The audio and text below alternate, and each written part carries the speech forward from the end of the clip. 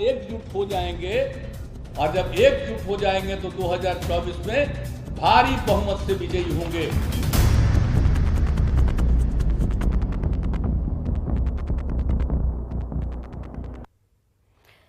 क्या नीतीश कुमार विपक्ष को एकजुट कर 2024 में प्रधानमंत्री नरेंद्र मोदी को चुनौती दे पाएंगे? क्या नीतीश कुमार थर्ड फ्रंट के बजाय मेन फ्रंट बना पाने में कामयाब हो पाएंगे? क्या विपक्षी पार्टियां अपनी अपनी राजनीतिक महत्वाकांक्षा को छोड़कर उनके नाम पर सहमत हो पाएंगी? अगले आधे घंटे में जानेंगे हर सवाल का जवाब और करेंगे विपक्षी एकता का पंचनामा।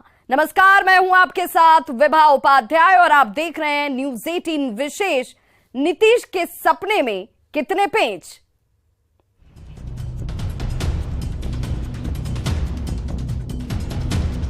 एकजुट हो जाएंगे और जब एकजुट हो जाएंगे तो 2024 में भारी बहुमत से विजयी होंगे।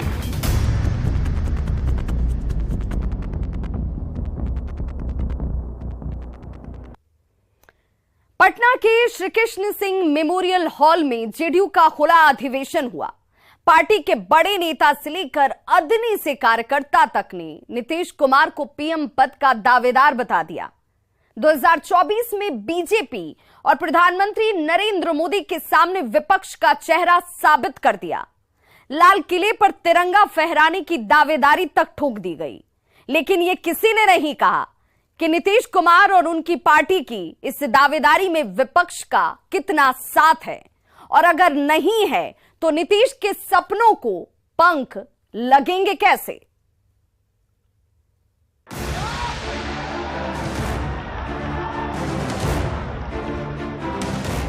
रविवार को पटना का श्री कृष्ण मेमोरियल हॉल देश का पीएम कैसा हो, नीतीश कुमार जैसा हो के नारों से गूंज उठा। नीतीश कुमार के मंच पर आते ही जेडीयू का जोश हाई हो गया। पार्टी के कार्यकर्ता से लेकर नेता तक नीतीश कुमार की पीएम पद की दावेदारी पर मुहर लगाने लगे। माननीय मोदी जी ने क्या कहा? उन्होंने घोषणा की है कि 2024 का चुनाव 2 मुद्दों पर होगा। पहला मुद्दा भ्रष्टाचार विरोध और दूसरा मुद्दा परिवार विरोध, और अपना नेता दोनों ही श्रेणियों में सर्वप्रथम अंक प्राप्त है। इसलिए सीधा मुकाबला तो सवालों के आधार पर क्या हो। जेडीयू के खुला अधिवेशन में पार्टी अध्यक्ष से लेकर तमाम बड़े नेताओं ने नीतीश कुमार को देश का भावी नेतृत्व करार दे दिया।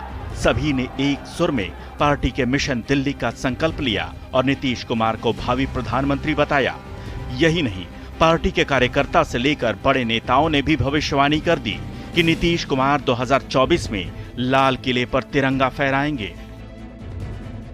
हमारे नेता में काम करने की दिशा भी है, दृष्टि भी है और उसको कार्यान्वित करने की क्षमता भी। कौन सा काम 2005 में जब बिहार के मुख्यमंत्री के रूप में नीतीश कुमार जी ने सत्ता संभाली, 2005 से लेकर आज तक जितने काम है, इनको एक एक काम को देखिए, पूरे देश में नजीर बना है, पूरे देश में नजीर बना है। रूप से आने वाला समय एक ललन बाबू के नेतृत्व में राष्ट्रीय पार्टी 2023 में जदयू को बनाना है, यह संकल्प लेके जाना है, और दूसरा 2024 में लाल किला पर अपने नेता के द्वारा झंडा फहराना है। जनता दल यूनाइटेड के खुला अधिवेशन में देश भर से पार्टी नेता और कार्यकर्ता जुटे थे। सब एक एक कर नीतीश कुमार की जमीन को मजबूत करने में लगे थे। मौका था और दस्तूर भी। ऐसे में खुद नीतीश कुमार ने भी मेन फ्रंट की दावेदारी ठोंककर बीजेपी को 2024 की चुनौती दे डाली। अधिकतर पार्टियों का एक साथ एकजुट हो जाएंगे और जब एकजुट हो जाएंगे तो 2024 में भारी बहुमत से विजयी होंगे, ये हम लोगों का है। एकजुट हो जाएंगी। अरे कह न रहा था कि थर्ड फ्रंट, तो हमने कहा थर्ड फ्रंट कहां है? अब अगला बार बनेगा वो मेन फ्रंट बनेगा। ये सब हम करते रहे, हम अपना कोशिश कर रहे हैं। मेरा बतवा मानेंगे तो ये हार जाएंगे, मेरा बात लोग नहीं मानेंगे तो हम क्या करेंगे?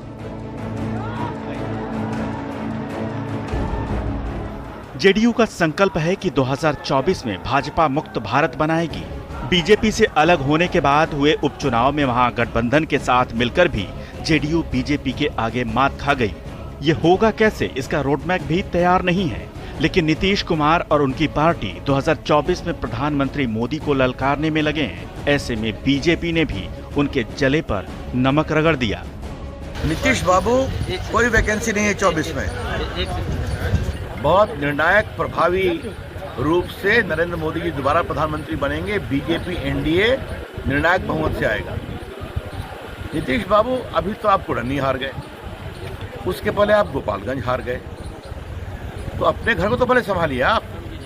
नीतीश कुमार, और अभी जो गुजरात का चुनाव था, तो अच्छा होता विपक्षी एकता के जो सपने देख रहे हैं, सपने तो आम आदमी पार्टी और कांग्रेस गुजरात में एक कर देती है। नीतीश कुमार जी, ये हिंदुस्तान बदल गया है। अब यहाँ के लोग प्रभावी प्रधानमंत्री चाहते हैं, काम करने वाली सरकार चाहते हैं पूर्ण बहुमत के साथ। भाजपा मुक्त बिहार और देश तो नहीं होगा, लेकिन 2024 आते आते बिहार जो है और देश जो है वो जेडीयू मुक्त हो जाएगा। भी जो पार्टी अपने बलबूते पर दिल्ली विधानसभा चुनाव, जहां बिहारी मतदाताओं की संख्या कम से कम 50-60 लाख है, वहां पर सभी सीटों पर जमानत जब्त हो जाती है, कुल मतदान का 0.16% प्राप्त होता है, जिस पार्टी को गुजरात में केवल 30 वोट प्राप्त होता है, और जो पार्टी बिहार में केवल 45 सीटों पर सिमट गई, वो लाल किले पर झंडा फहराने का सपना देख रही है। केजरीवाल ने तो साफ कह दिया कि वो किसी भी प्रकार के सीट एडजस्टमेंट और किसी भी प्रकार के समझौते में नहीं जाएंगे। क्या केसीआर और कांग्रेस एक साथ बैठ सकते हैं क्या ममता बनर्जी और सीपीएम एक साथ बैठ सकते हैं क्या? पार्टी अपने बलबूते 2 सीट भी लोकसभा की नहीं जीत सकती है।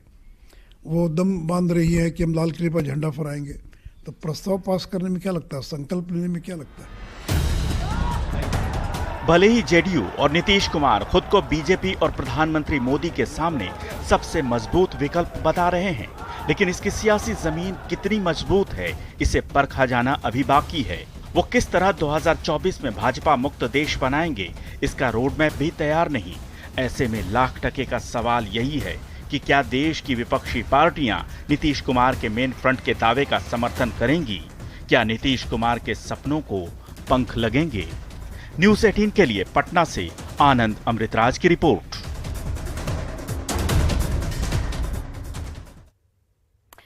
तो नीतीश कुमार और उनकी पार्टी जेडीयू बीजेपी के खिलाफ विपक्षी एकजुटता का चक्रव्यूह रचने की कोशिश कर रहे हैं। ऐसा चक्रव्यूह जिससे भेद पाना बीजेपी के लिए नामुमकिन हो।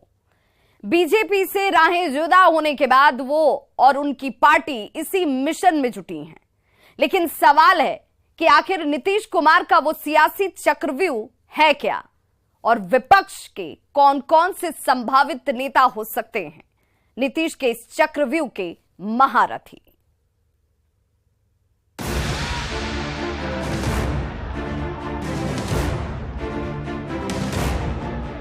नीतीश कुमार 2024 की तैयारी में जोर शोर से लगे हैं। इस मिशन में वो बीजेपी के खिलाफ विपक्षी एकजुटता का ऐसा चक्रव्यूह रचने की कोशिश कर रहे हैं जो अकाट्य हो, जिसमें फंसकर बीजेपी बेदम हो जाए और पीएम मोदी का सियासी दम फूल जाए। नीतीश कुमार जी जिस काम में लगे हैं, विपक्ष को एकजुट करने के में लगे हैं, हम सब लोगों की शुभकामना है उनके साथ। हम सब लोगों का समर्थन उनके साथ है कि आप विपक्ष को एकजुट करिए और 2024 में भाजपा मुक्त देश का निर्माण करिए। यानी पार्टी दबी जुबान नीतीश कुमार को रेस में बता भी रही है और इनकार भी कर रही है। नीतीश कुमार को विपक्षी एकजुटता का सिरमौर भी मान रही है और पीएम पद की रेस से बाहर भी बता रही है। तो सवाल उठता है कि आखिर नीतीश कुमार का 2024 का चक्रव्यूह है क्या? आखिर किस रणनीति से वो बीजेपी को घेरने की कोशिश कर रहे हैं?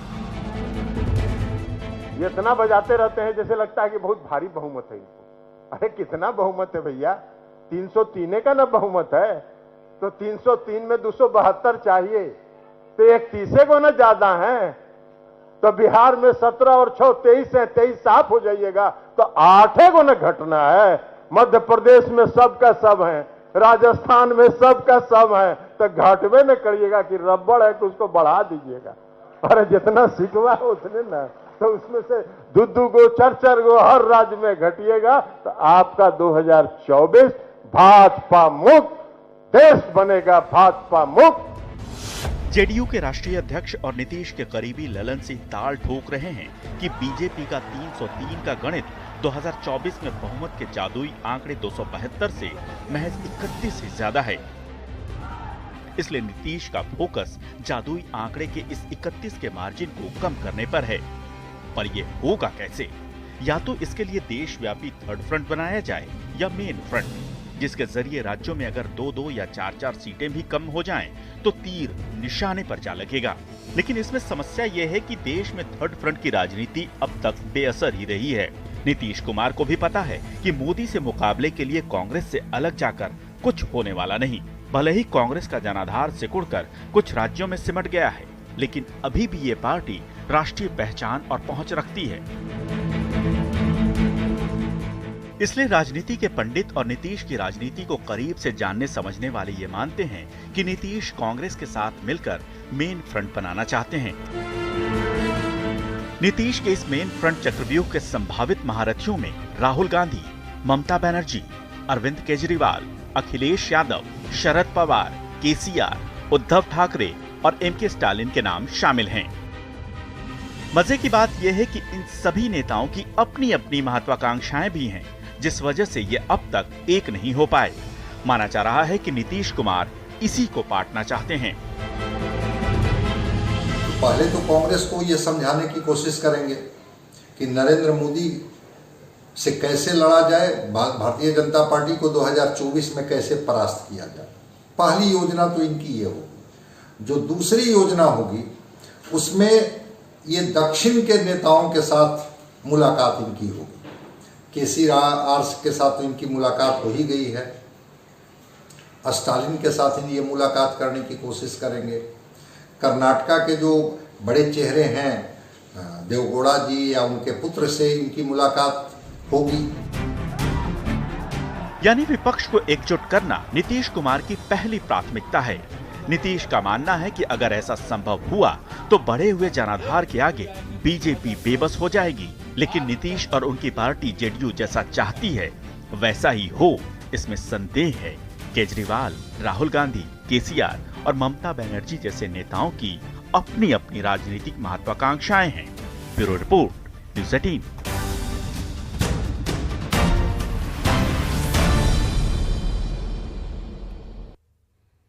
बिल्कुल, और इसीलिए सवाल उठ रहा है कि नीतीश के सपने में कितने पेज हैं। एनडीए से अलग होते ही नीतीश कुमार विपक्ष का नेतृत्व करने के लिए तैयार हैं। मेन फ्रंट की दावेदारी ठोक रहे हैं। पटना से लेकर दिल्ली तक दौड़ भी लगा चुके हैं। आए दिन बीजेपी और पीएम मोदी पर लगातार हमलावर भी हैं। 2024 में प्रधानमंत्री नरेंद्र मोदी का रास्ता रोक देने का दावा कर रहे हैं।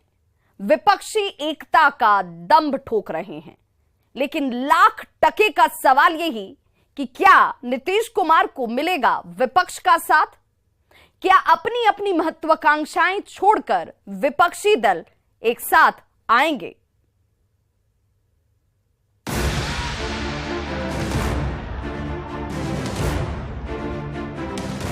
आखिर नीतीश कुमार के मेन फ्रंट के सपने की संभावनाएं कितनी मजबूत हैं? क्या विपक्षी पार्टियां नीतीश के साथ आने के लिए तैयार हैं? आखिर क्या है जमीनी सच्चाई? याद कीजिए ये तस्वीरें जब सितंबर महीने में पटना पहुंचे तेलंगाना के मुख्यमंत्री के चंद्रशेखर राव के सामने ही नीतीश कुमार इस कदर बिफर पड़े कि कुर्सी छोड़कर खड़े हो गए। पत्रकारों का सवाल था कि 2024 में पीएम मोदी के सामने विपक्ष का साझा उम्मीदवार कौन होगा। सवाल अब भी बना हुआ है कि क्या केसीआर नीतीश कुमार के मेन फ्रंट में शामिल होंगे? कि केसीआर ने पटना में आकर के अपनी बात बता ही दी कि दोनों का मन एकजुट हो नहीं सका। मुझे नहीं लगता है कि केसीआर कभी भी अपने आगे इनको बढ़ने की संभावना देखें। केसीआर ने अपनी पार्टी का नाम टीआरएस यानी तेलंगाना राष्ट्र समिति से बदलकर बीआरएस यानी भारत राष्ट्र समिति कर दिया है। मतलब साफ है कि उनकी महत्वाकांक्षाएं बड़ी हैं। ऐसे में नीतीश के मेन फ्रंट में शामिल होने की संभावनाएं कमजोर नजर आती हैं।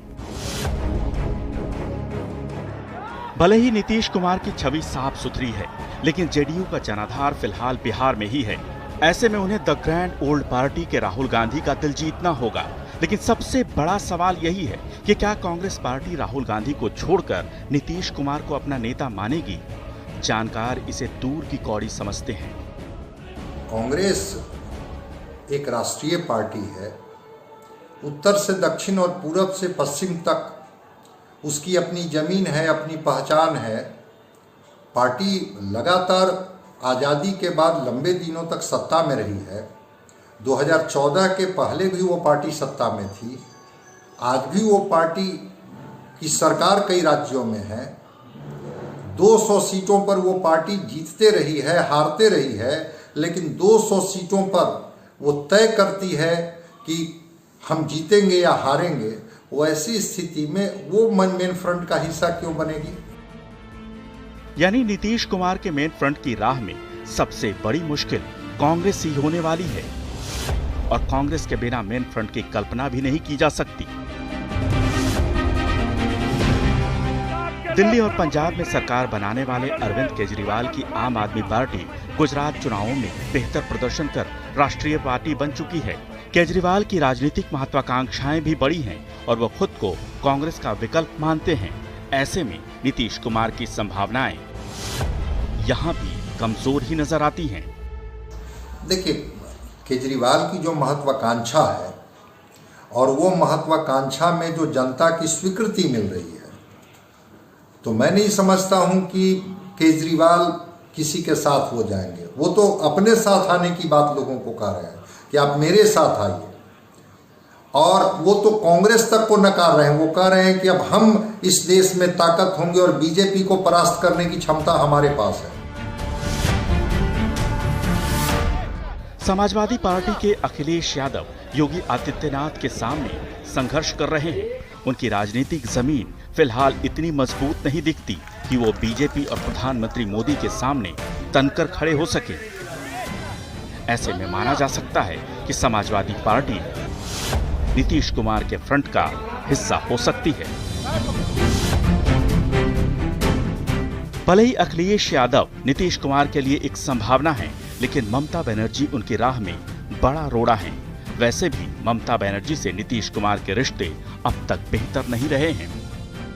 नहीं, अखिलेश यादव साथ दे सकते हैं। अखिलेश यादव इनके फ्रंट में होंगे, इसलिए कि वहाँ बीजेपी से ही मेन लड़ाई है और लोकसभा के चुनाव में सपा साथ हो सकती है।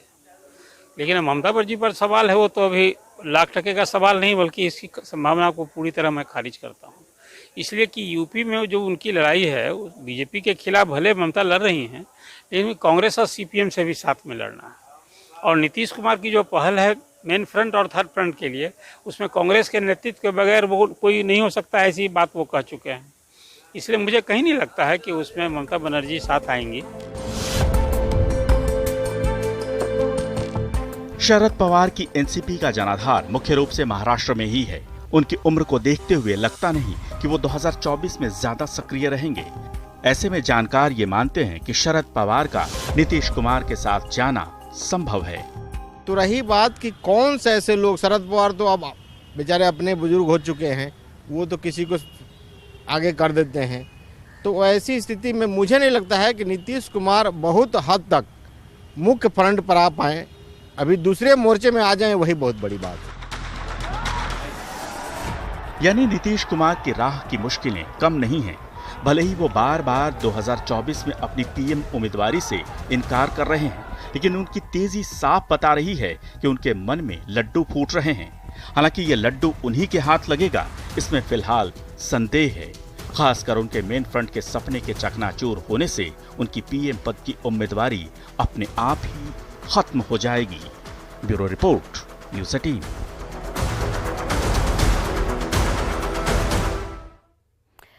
तो इसीलिए कहा जा रहा है कि नीतीश की जो संभावनाएं हैं, वो संभावनाएं कमजोर क्यों हैं, उसके ये कारक हैं। सिर्फ 2 सीटों से देश की राजनीति में कदम रखने वाली बीजेपी ने हर बीते साल के साथ अपना जनाधार बढ़ाया है। खासकर 2009 के बाद से पूरे देश भर में बीजेपी का ग्राफ तेजी से बढ़ा। रूरल, सेमी अर्बन और अर्बन सीटों पर उनकी पकड़ बेहद मजबूत हुई। वहीं दूसरी तरफ समय के साथ कांग्रेस समेत विपक्षी तमाम पार्टियां कमजोर पड़ती चली गईं। सवाल है कि आखिर किस आधार पर नीतीश कुमार और विपक्षी बीजेपी को ललकार रहे हैं।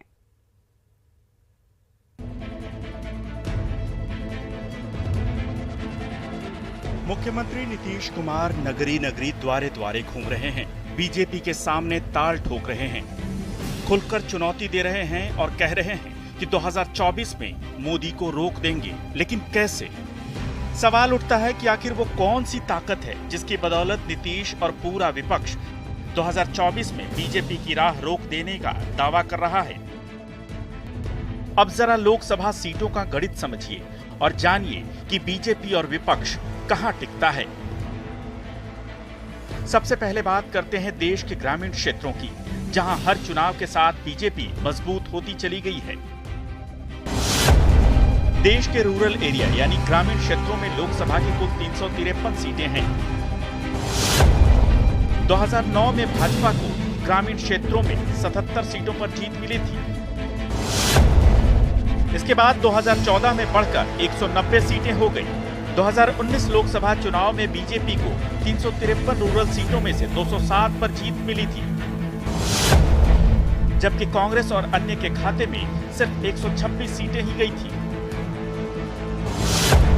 2024 के लिए नीतीश और गठबंधन का फोकस देश के इसी ग्रामीण क्षेत्र पर है।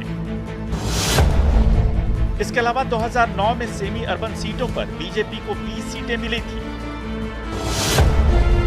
जबकि सेमी अर्बन सीटों पर 2014 में बीजेपी को 53 सीटें मिली और 2019 में 58 सीटें हो गई।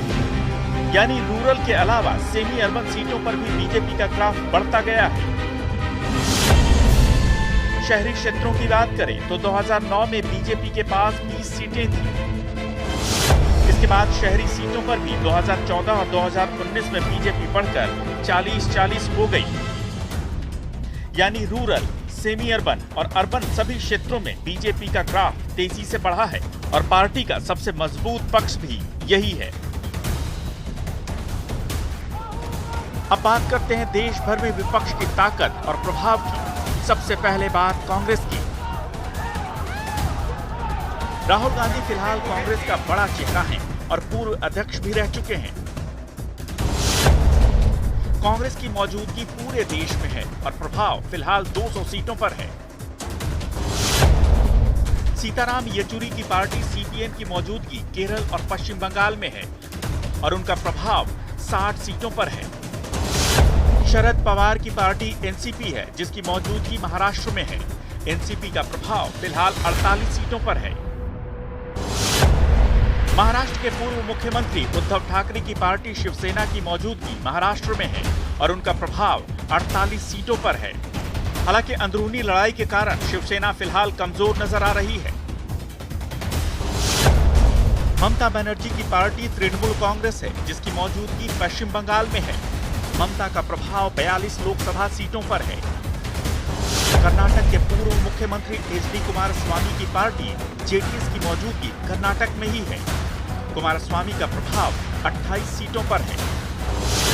जगन मोहन रेड्डी की पार्टी वाईएसआर कांग्रेस की मौजूदगी आंध्र प्रदेश में है और उनका प्रभाव 25 लोकसभा सीटों पर है। दिल्ली के मुख्यमंत्री अरविंद केजरीवाल की आम आदमी पार्टी की मजबूत उपस्थिति दिल्ली और पंजाब में है और उनका प्रभाव 20 लोकसभा सीटों पर है। के चंद्रशेखर राव की पार्टी टीआरएस तेलंगाना में मजबूत है और उनका प्रभाव 17 लोकसभा सीटों पर है। ओम प्रकाश चौटाला की पार्टी इंडियन नेशनल लोक दल का क्षेत्र हरियाणा है और उनका प्रभाव 10 सीटों पर है। नवीन पटनायक की पार्टी बीजेडी यानी बीजू जनता दल का क्षेत्र ओडिशा है और उनका प्रभाव 21 सीटों पर है। Bureau report, news 18। तो हमारे इस विशेष में आज बस इतना ही। बने रहिए न्यूज़ 18 बिहार झारखंड के साथ। यहां खबरों का सिलसिला कभी नहीं थमता।